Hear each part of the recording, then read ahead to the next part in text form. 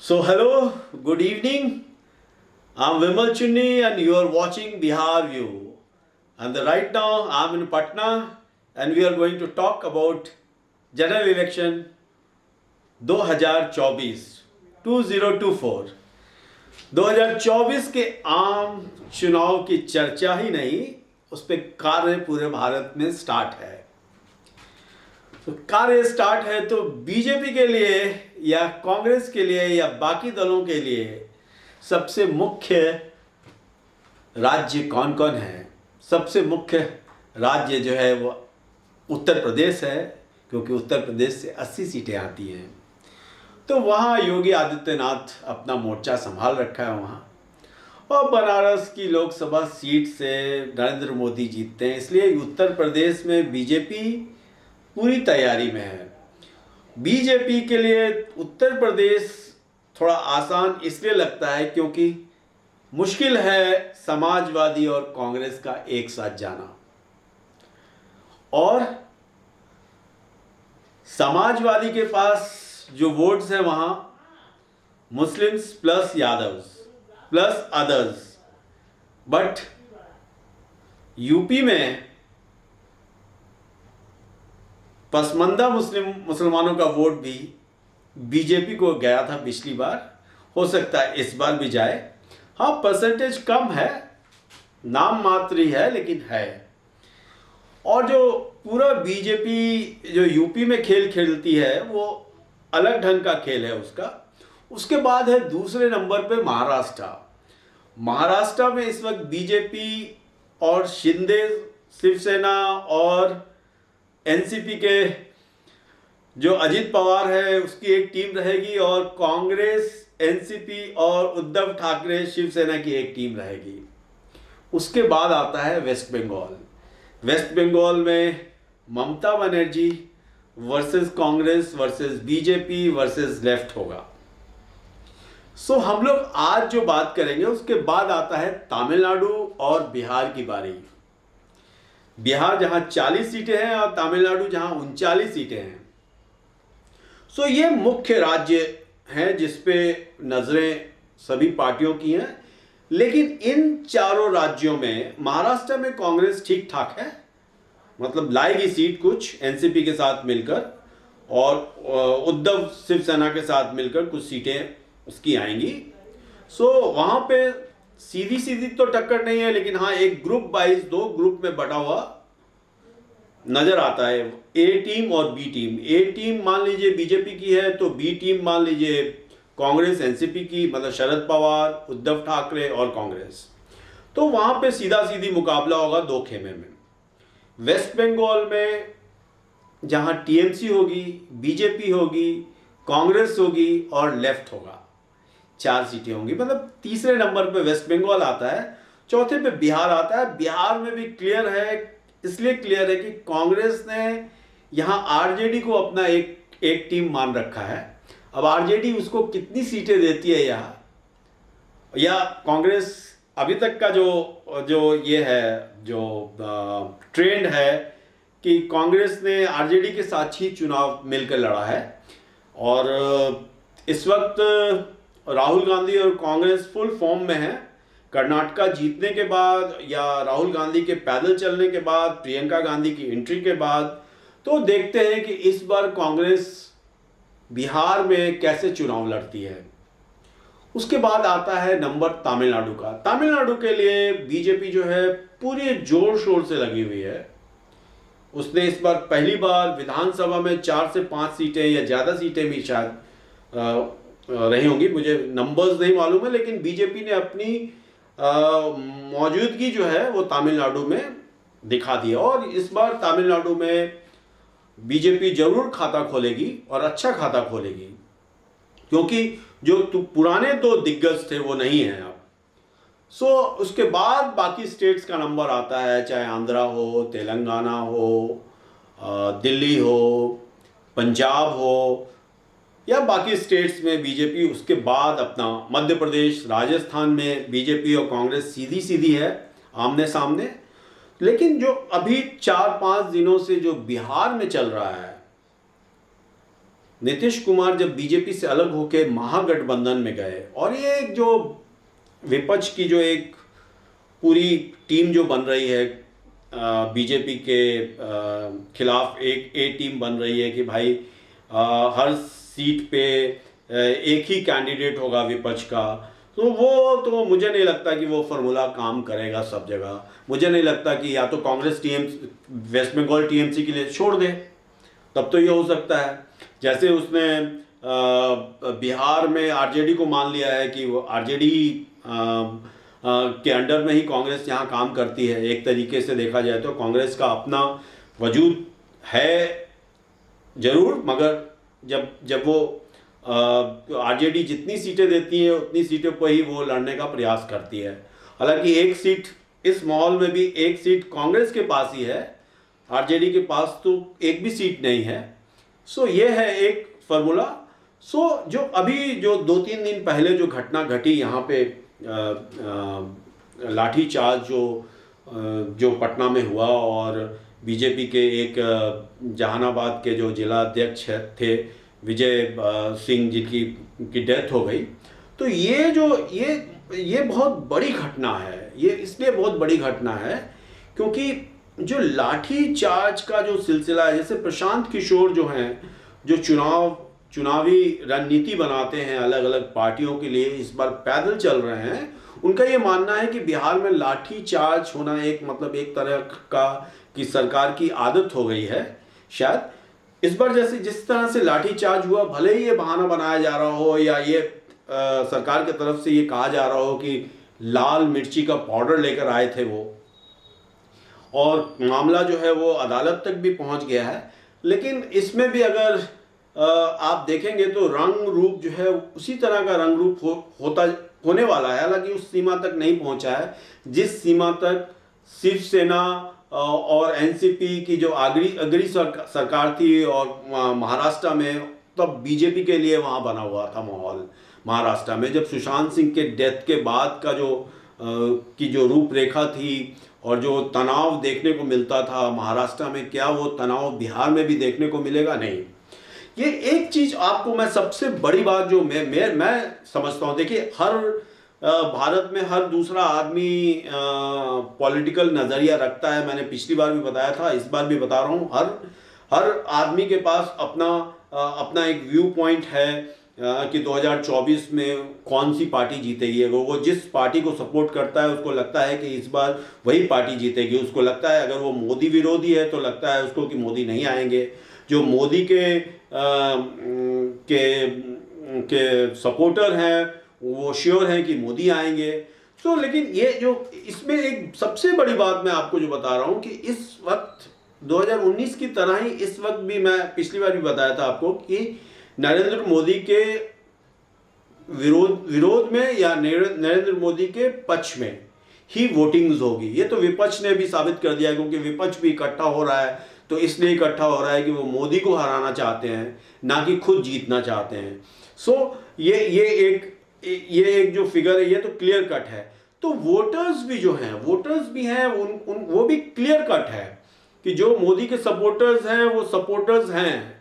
मोदी चाहे अच्छा करें या बुरा करें, मोदी के सपोर्टर हैं। जो मोदी के एंटी हैं वो भी अपने आप को जस्टिफाई करते हैं अपनी गलत चीज़ों को भी। जैसे ये लाठीचार्ज जो यहाँ हुआ, जिसमें ये जो पुलिस बल ने लाठीचार्ज किया और जिसकी ज़रूरत शायद नहीं थी, इसको नज़रअंदाज किया जा सकता था। और ये जो मार्च था वो अगर बिना लाठीचार्ज के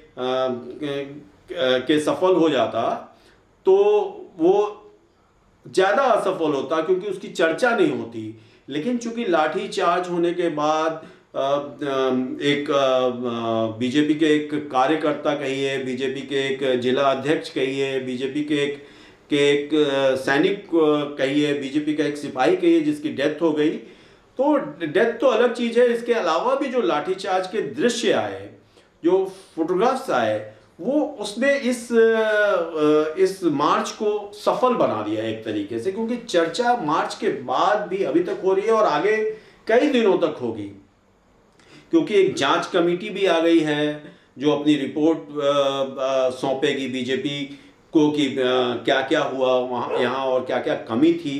तो एक तरीके से जैसे अब जो अगर मैं सरकार में होता तो मैं क्या करता, इस लाठी चार्ज होने के बाद मैं करता कि मैं लाठी चार्ज करने वालों पे कुछ एक्शन लेता, उन्हें ट्रांसफ़र करता, उन्हें सस्पेंड करता, या उनको डांट फटकार लगाता और अपने अपने को ये साबित करने की कोशिश करता है कि भाई दिस इज़ ये डेमोक्रेसी में नहीं चल सकता है। लेकिन सरकार की तरफ से जो दल हैं, चाहे महागठबंधन के जदयू के नेता हों या आरजेडी के नेता हों, उन्होंने जस्टिफाई किया कि ये लाठी चार्ज जरूरी थी। सो ये इसने इस एक व्यक्ति की डेथ हो गई, वो व्यक्ति कोई विदेश से नहीं आया था, वो व्यक्ति कोई क्रिमिनल नहीं था, वो एक पॉलिटिशियन था। देखिए, ऐसा माना जाता है कि पॉलिटिशियंस के लिए 3 ही ऑप्शन होता है, या तो जेल, या गद्दी, या पुलिस का डंडा। ये 3 चीज़ों के बीच में ही पॉलिटिशियन अपना अपना अपना रास्ता बनाते रहते हैं। सो 2024 के चुनाव में अब जो है वो जो तपश है वो बढ़ रही है। अब बहुत कम दिन रह गया है और अभी बैंगलोर में मीटिंग भी होगी इनकी, लेकिन ये मीटिंग कितनी सफल होगी नहीं होगी वो एक अलग विषय वस्तु है। विषय वस्तु यह है कि क्या आप मोदी के सपोर्टर्स को तोड़ पा रहे हैं? क्या आप जो मोदी के विरोधी हैं उनको बीजेपी अपने साथ जोड़ पा रही है? ये एक विषय है जिसमें बीजेपी भी बहुत लगी हुई है। खासकर बीजेपी का विरोध करने वाले जो लोग हैं, उसमें जो 2 पार्टियां जो पूरे भारत में सबसे ज़्यादा स्ट्रगल कर रही हैं मोदी के विरोध में, और उनका कोई मतलब जिस राज्यों में है वो, जैसे राजस्थान में है, मध्य प्रदेश में है कांग्रेस, लेकिन क्या राजस्थान और मध्य प्रदेश के बाहर भी वो जो एंटी मोदी वोट्स है वो वोट्स कांग्रेस को आ सकता है? क्या वो वोट लेफ्ट को आ सकता है? क्योंकि भारत में ये 2 पार्टियां ही मोदी के विरोध ज़्यादा अभियान चला रही हैं। एक है कांग्रेस, दूसरी है लेफ्ट। अब आप कहेंगे कि ममता बनर्जी भी कर रही है। ममता बनर्जी जो वेस्ट बंगाल में कर रही है उससे उनको वेस्ट बंगाल में रिजल्ट मिल रहा है। वो वेस्ट बंगाल में जो अपना जो भी मोदी के अगेंस्ट कर रहे हैं या बाकी पार्टियों के अगेंस्ट कर रही हैं, अभी जो पंचायती चुनाव हुआ वहाँ उस चुनाव में उन्होंने अपनी जीत जो दर्ज की, तो जो उनका जो कैनवस है वो वेस्ट बंगाल में ही है। वेस्ट बंगाल के बाहर निकलने की कोशिश उन्होंने की थी। पिछले चुनाव में वो गोवा में जाकर चुनाव लड़ने की कोशिश की थी, उन्होंने त्रिपुरा में जाकर लड़ने की कोशिश की थी, मगर उनका जो अपना बेस है वेस्ट बंगाल, उसमें उन्होंने कोई जगह नहीं दी है। वहाँ पे एकदम बीजेपी वर्सेस टीएमसी पूरा चल रहा है। हालांकि कांग्रेस भी है वहाँ, कांग्रेस भी टक्कर में मतलब टक्कर दे रही है वहाँ। लेफ्ट भी ख़त्म नहीं हुई है, लेफ्ट भी अपनी आवाज़ कहीं कहीं पॉकेट्स, किसी पॉकेट्स में अपनी आवाज़ बुलंद कर रही है। लेकिन फिर भी जो मोदी के विरोध का जो तमगा है और जो वोटर्स हैं मोदी विरोधीज, वो वोटर्स जो हैं वो ममता बनर्जी को वोट कर रहे हैं वहाँ वेस्ट बंगाल में। सो वेस्ट बंगाल तक ही वो लिमिटेड है, लेकिन लेफ्ट और कांग्रेस जो पूरे भारत में मोदी के अगेंस्ट एक लड़ाई उसने जारी रखी हुई है, क्या बाकी हिस्सों में वो जो मोदी का एंटी वोटर्स जो है, मोदी के जो विरोधी जो हैं, उनका जो वोट मोदी के विरोध में पड़ने वाला वोट है, वो क्या कांग्रेस को जा रहा है या लेफ्ट को जा रहा है? नहीं, वहाँ नहीं जा रहा है। वो जो रीजनल्स पार्टी हैं, खासकर बिहार में या बाकी प्रदेशों में जो रीजनल्स पार्टी हैं, ठीक है, राजस्थान में रीजनल पार्टी नहीं है, वहाँ सीधी टक्कर है कांग्रेस और बीजेपी की। छत्तीसगढ़ में सीधी टक्कर है बीजेपी और कांग्रेस की। मध्य प्रदेश में सीधी टक्कर है, हिमाचल में सीधी टक्कर है। पंजाब में जहाँ आम आदमी पार्टी ने कांग्रेस को भी बाहर किया, अकालियों को भी बाहर किया, क्या वहाँ कांग्रेस फिर से अपना पांव जमा पाएगी? क्या दिल्ली में वो केजरीवाल के जो वोटर्स हैं वो जो जो पुराने कांग्रेस के वोटर्स हैं क्या उनको अपने तरफ खींच पाएगी? क्योंकि लड़ाई मोदी के अगेंस्ट में कांग्रेस ही लड़ रही है या लेफ्ट लड़ रही है। राहुल गांधी को देखिए आप, प्रियंका गांधी को देखिए आप, या बाकी कांग्रेस के जो नेता हैं वो पूरे भारत में जहाँ जहाँ हैं वो अपनी पूरी ताकत लगाकर मोदी के अगेंस्ट बयानबाजी करते रहते हैं, कुछ ना कुछ करते रहते हैं वो, जो कि मुझे नहीं लगता कि कोई दूसरी और पार्टी है। और लेफ्ट है, लेफ्ट भी अपने, अब लेफ्ट का दायरा छोटा है लेकिन लेफ्टिस्ट जो हैं, जो स्कॉलर्स हैं, जो मेन स्ट्रीम पॉलिटिक्स में भले ना हो लेकिन विचारधारा उनकी है, वो मोदी का विरोध कर रहे हैं, चाहे फिल्म जगत में हो, राइटर्स हों, पत्रकार हों, आर्टिस्ट हों, कलाकार हों, पेंटर्स हों, थिएटर आर्टिस्ट हों, जो लेफ्ट वाले हैं वो मोदी का विरोध शुरू से ही कर रहे हैं। लेकिन क्या उनको जो विरोध जो कर रहे हैं, जो जो एंटी मोदी वोट है वो उनको मिल पाता है कि नहीं? क्योंकि लास्टली ये बात आती है कि आपको वोट मिलता है कि नहीं मिलता है। आप मोदी के अगेंस्ट कितना चिल्लाते हैं वो कोई माने नहीं रखता। मैं मोदी के अगेंस्ट में कांग्रेस खूब चिल्लाए और वोट आरजेडी ले जाए, या वोट समाजवादी ले जाए, या वोट एनसीपी ले जाए, या वोट टीएमसी ले जाए, या वोट कोई और पार्टी ले जाए, हैं, तो आपके हिस्से में क्या आया? मेहनत आपकी, फल दूसरा ले जा रहा है। तो ये विषय बहुत ही, अभी जैसे और एवरीडे मोदी कुछ ना कुछ नया ऐसा करते हैं। जैसे जो फॉरेन ट्रिप भी मोदी करते हैं उसमें भी वो भले ही जो खासकर भारत में जो वोट होता है वो जात पात धर्म के आधार पे थोड़ा बटा हुआ है। मुस्लिम्स जो हैं वो बहुत ज़्यादा मोदी सपोर्टर नहीं हैं, एंटी मोदी हैं। लेकिन आउट ऑफ इंडिया जहाँ जहाँ मोदी जा रहे हैं इस्लामिक कंट्रीज़ में, उनको जो इज्जत मिल रही है, क्या उसका फल? जैसे आज यूएई से वो भारत आए, फ्रांस से जब इंडिया वापस आ रहे थे तो उन्होंने ऑफिशियली ट्रिप यूएई का भी किया, यूएई में मिले।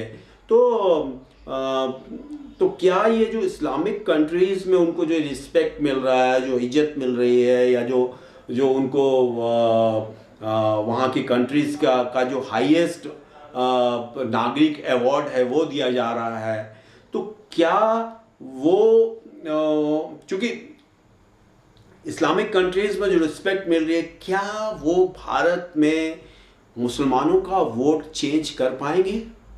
क्या कुछ मुसलमान उनसे जुड़ पाएंगे? उन्होंने अपना टारगेट जो रखा है, खासकर इस वक्त भारत में पसमंदाओं को रखा है, महिलाओं को रखा है कि मुस्लिम महिलाएं उन्हें वोट दें, जो पिछड़े मुसलमान हैं उनका वोट मिले उनको। तो ये इस तरह की रूपरेखा बीजेपी इस विषय पे काम कर रही है। लेकिन जो उनकी विरोधी है, जो सबसे बड़ी विरोधी पार्टी है कांग्रेस, क्या कांग्रेस एंटी मोदी वोटर्स का वोट अपने झोले में ला पाती है या नहीं, ये देखना। और वोट भी इतना ला पाती है कि नहीं कि वो जीत दर्ज करा सके। जैसे कर्नाटका के बाद कांग्रेस थोड़ा चौड़ी है, कांग्रेस राहुल और प्रियंका की जोड़ी भी जहाँ जहाँ जा रही है एक अलग अट्रैक्शन पैदा कर रही है। लेकिन क्या वो कांग्रेस को वोट दिला पाती है कि नहीं रेस्ट ऑफ इंडिया में? कर्नाटका को छोड़ कर, कर्नाटका में भी लोकसभा का जब चुनाव होगा तो लोकसभा के चुनाव में कांग्रेस कितनी सीटें लेकर आती है वहाँ। सो महाराष्ट्र, तमिलनाडु, बिहार, वेस्ट बंगाल, और जाहिर सी बात है कर्नाटका में वो जीती है, तो कर्नाटका में भी वो अपना कांग्रेस जो है वो अपने आप को बरकरार रख पाती है या नहीं। यही रूपरेखा बनाएगी लोकसभा चुनाव का, जो 300 पार या 350 पार, या त्यागी जी बोल रहे हैं कि 450 सीटों पे जो है नीतीश कुमार का जो फॉर्मूला है, क्या कांग्रेस नीतीश कुमार के अंडर में काम करेगी? जैसे अभी तक जो बिहार के परसेंटेज मुस्लिम वोटर्स हैं वो आरजेडी के साथ हैं। पिछले कई सालों से नीतीश कुमार लगे हैं कि वो मुस्लिम वोटर्स का वोट्स अपनी झोली में डाल पाएँ। लेकिन नीतीश कुमार के साथ एक अलग ये है कि नीतीश कुमार जब बीजेपी में जाते हैं तो बीजेपी की ताकत जो है वो उनकी ताकत बन जाती है। जब आरजेडी में जाते हैं तो आरजेडी की ताकत जो है उनकी ताकत बन जाती है। उनके पास ये एक करिश्मा है और उनको ये पता है कि मुझे किस खेमे में जाकर वो उस खेमे का पूरा वोट में मुझे अपनी झोली में डालना है। और एक और चीज़ भी है, चूँकि 2025 में बिहार का चुनाव भी होना है, तो क्या इस 2025 तक जो बीजेपी है कोई बिहार में भी कोई ऐसा खेल खेलेगी या ऐसा कुछ करिश्मा करेगी कि जो सरप्राइज होगा बिहार वासियों के लिए भी और देशवासियों के लिए भी, इसकी भी संभावना बन सकती है। यू नेवर नो बीजेपी क्या रुख लेगी, बीजेपी के अंदर जो काम चलता रहता है। सो देखिए, ये एक चीज़ है कि सबसे बड़ी बात है कि आप जो भी डिसीजन लें, आप अपने वोटर्स के अलावा, मान लीजिए जो वोटर्स फिक्स है महागठबंधन के वोटर्स जो है या जो बीजेपी के वोटर्स हैं, क्या आप बीजेपी के वोटर्स में सेंध लगा पाते हैं कि नहीं? क्या आप महागठबंधन के वोटर्स में सेंध लगा पाते हैं कि नहीं? क्योंकि इस बार जो पिछड़ी जाति है, जो वर्किंग वाली जो कास्ट हैं, जैसे लोहार हैं, ठठेरा हैं, विश्वकर्मास हैं और इस तरह की जो अलग अलग काम करने वाली जातियां हैं, उन जातियों का वोट इस बार कहाँ जाता है? देखिए, दलितों का वोट कहाँ जाता है? दलितों का नेता कौन है इस वक्त पूरे भारत में? दलितों का वोट कौन ले जा पाता है? फॉरवर्ड्स का वोट कौन ले पाता है? जो फॉरवर्ड जो ट्रेडिशनली कांग्रेस के वोटर्स रहे हैं जो कांग्रेस से नाराज़ हैं, क्या कांग्रेस उनको अपने साथ जोड़ पाती है? क्या मुसलमानों को कांग्रेस अपने साथ जोड़ पाती है? क्या दलितों को अपने साथ कांग्रेस जोड़ पाती है? ये सारा खेला जो है वो इसी पे चलेगा कि कांग्रेस क्या कर सकती है इस बार चुनाव में, 2024 के चुनाव में। वरना स्थिति सेम है जो 2019 में थी, वही 2024 में है। आज के लिए इतना ही। सारांश ये है कि ये जो बिहार में लाठीचार्ज हुआ उसका जो असर है वो अभी वो प्रोसेस जो है उसका जो अभी जो उसकी आँच है वो थमी नहीं है। अभी जो उनके जो एक कर्मठ नेता जो वर्कर थे, उनकी जो डेथ हुई है, भाई डेथ है, चाहे वो किसी पार्टी के हों, थे तो वो एक अच्छे नागरिक, एक सामाजिक कार्यकर्ता, वो अपनी आइडियोलॉजी पे ही लड़ रहे थे। हाँ, हो सकता है कि कल आपकी रैली निकले और आपकी रैली पे भी कभी किसी पुलिस वाले लाठीचार्ज करें, उसके बाद उसमें उसको कैसे जस्टिफाई करेंगे आप? ये लोकतंत्र में तो ऑलवेज रैलीज निकलेंगी आपके विरोध में, भाषण होंगे, आपका विरोध तो हमेशा होगा। देखना यह है कि ये इसको कैसे टैकल करती है मौजूदा सरकार जो है, महागठबंधन की सरकार इसको कैसे हैंडल करती है। और ये जो मैसेज जाता है पब्लिक में, ये पब्लिक में जो मैसेज जाता है, ठीक है, आपके जो सपोर्टर हैं वो तो आपके सपोर्टर हैं, जो आपके विरोधी हैं वो भी आपके विरोधी हैं, लेकिन उसके बाद भी ये कोशिश ये रहती है कि जो आपके विरोधी हैं वो आपके वोटर हो जाएं और जो आपके वोटर हैं वो भी आपके साथ बंधे हों, वो आपको छोड़ के ना चले जाएं। ये सबसे बड़ी मतलब कि प्रोसेस होता है। चूँकि आप जीतते हैं या हारते हैं, उसका सबसे बड़ा कारण ये होता है कि वोटर्स आपके साथ हैं या नहीं हैं। आप कोई भी गठबंधन बनाइए, आप बीजेपी के साथ जाइए या कांग्रेस के साथ जाइए या लेफ्ट के साथ जाइए या कोई नई पार्टी बना लीजिए या अपनी जाति की पार्टी बना लीजिए।